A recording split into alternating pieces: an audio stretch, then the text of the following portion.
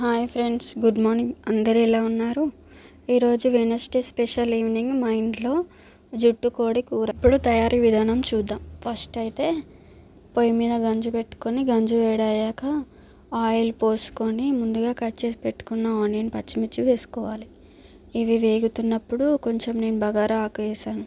Flavour బాగుంటుంది, taste బాగుంటుందని. తర్వాత అవి రోస్ట్ అయ్యాక మనం ముందుగా తెచ్చి పెట్టుకున్న కోడి ముక్కలు అందులో వేసుకొని కలుపుకోవాలి.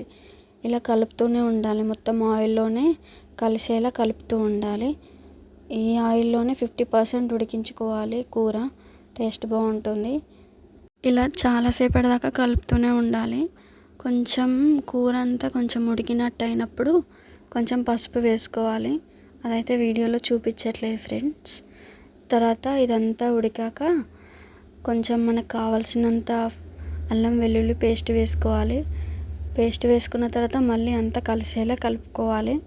మంచిగా అల్లం వెల్లుల్లి పేస్ట్ మంచిగా ముక్కలకి పట్టేలాగా అలానే కలుపుతూ ఉండాలి. కొంచెం సేపు ఇలా ఉడకనిచ్చుకోవాలి.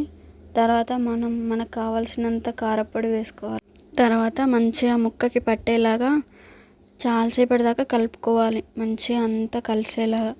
ఇలా ఉడుకుతున్నప్పుడు కొంచెం వాటర్ వేసుకొని ముక్కలు 50% ఉడికిపోయాయి ఆల్రెడీ.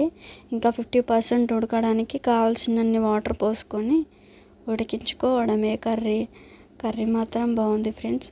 కారపొడి వేసుకున్నాక కూడా కొంచెం సేపు కలుపుకోవాలి మంచిగా. తర్వాత కావాల్సినన్ని వాటర్ పోసుకొని ఉడకనించుకోవాలి. అంతే, కర్రీ రెడీ. కర్రీ మాత్రం బాగుంది ఫ్రెండ్స్. మీరు కూడా ట్రై చేయండి డెఫినెట్గా. Thank you for watching. Like and comment and share.